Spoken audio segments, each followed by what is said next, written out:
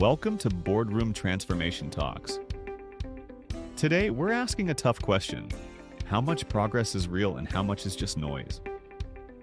Billions are being spent on digital transformation, but without clear visibility, most boards can't tell what's working and what's not.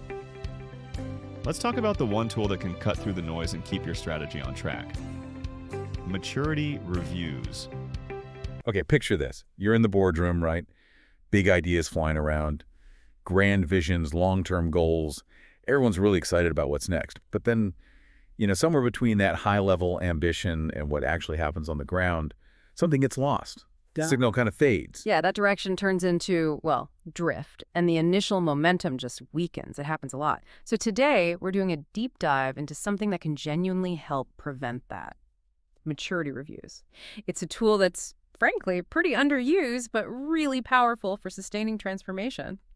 We want to unpack why this isn't just another corporate checkbox exercise, but something vital. Absolutely. And I think it's really key we nail down what a maturity review isn't right off the bat. It's not just a progress report, listing tasks you've completed. Not a to-do list. Exactly.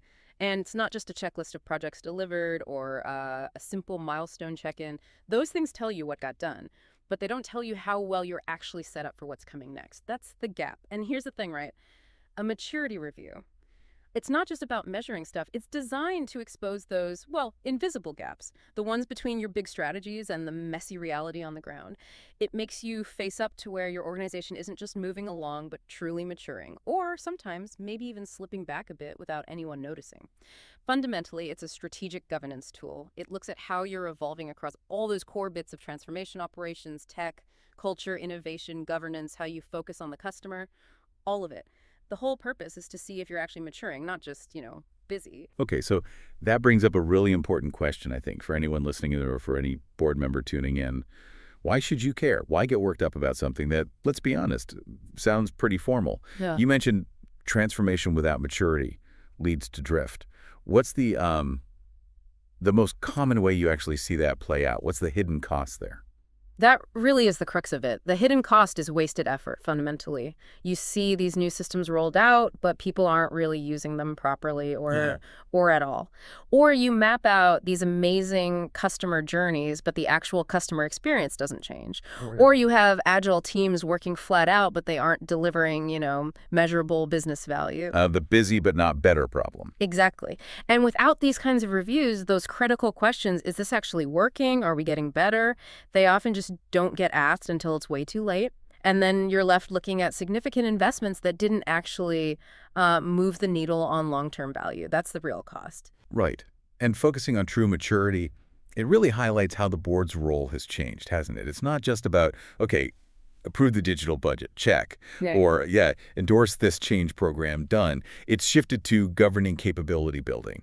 What does that actually look like, though? How is it different day to day than just, watching the budget? It's a really big shift in mindset. It means boards have to constantly be asking these more probing questions. Things like, are we genuinely building the skills and the behaviors we need for the future? Not just hiring people, but developing them. Are we seeing real improvements in how we make decisions? Are we more adaptable, more innovative? Some more fundamental stuff. Exactly.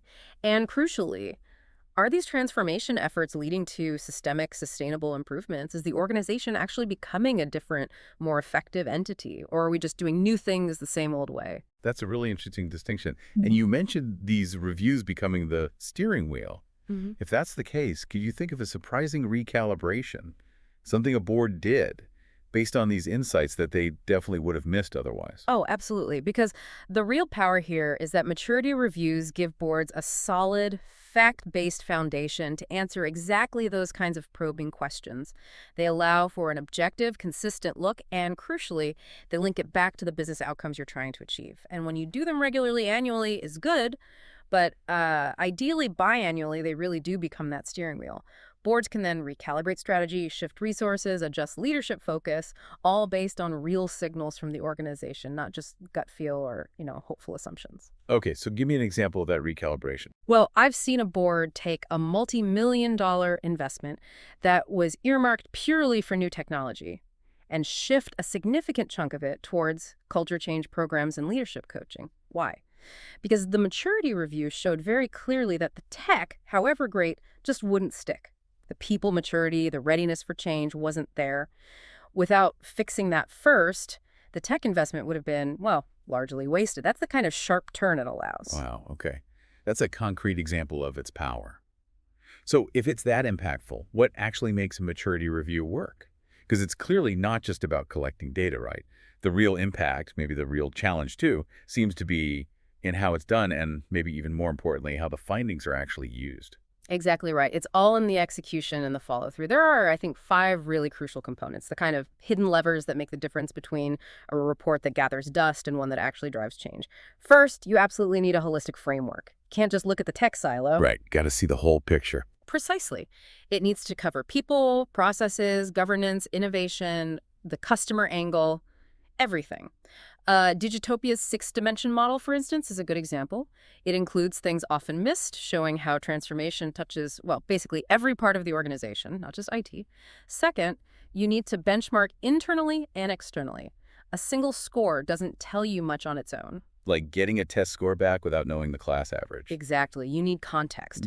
Compare maturity levels across different departments, different business units, and crucially, compare yourself to peers in your industry if you can get that data. That comparison immediately highlights where you're genuinely strong, and perhaps more importantly, where you've got urgent gaps that need attention. It's about relative strength. Third, and this is vital, make it actionable. This cannot be an academic exercise. Something that just sits on a shelf. No way. The findings have to directly feed into your investment decisions. They must shape your transformation roadmap for the next, say, 12 months. You need to be asking questions like, okay, our weakest maturity area is X. Are KPIs actually focused on improving X? Are the teams with the most potential getting the resources they need to tackle these weaknesses?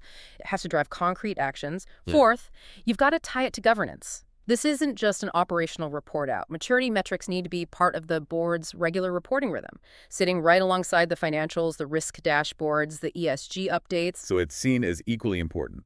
Exactly. It positions transformation maturity as something fundamental to long-term value creation. It elevates the conversation to the strategic level.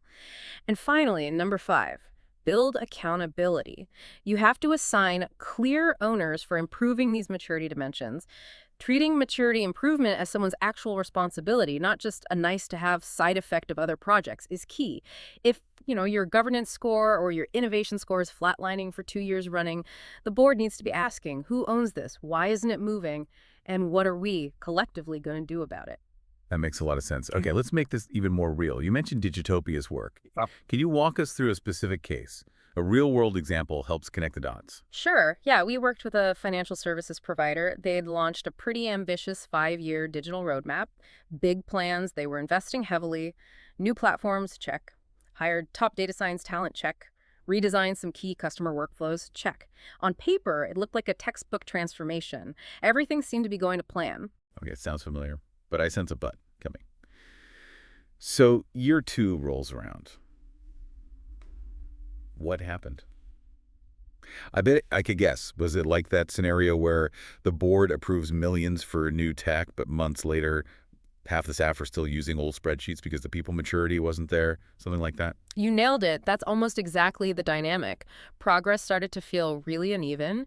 You had teams that were incredibly busy, lots of activity, lots of meetings, but were they actually better at delivering value? It wasn't clear.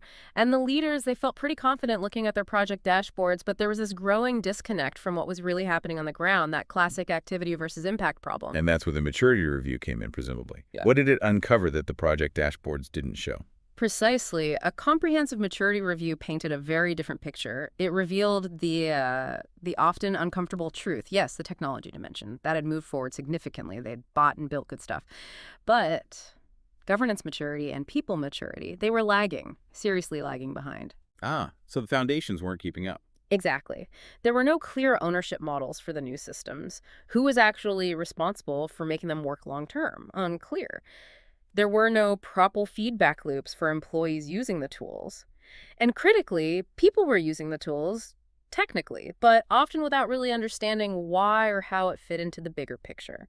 The purpose was lost. So the review gave the board that crystal clear insight they were missing.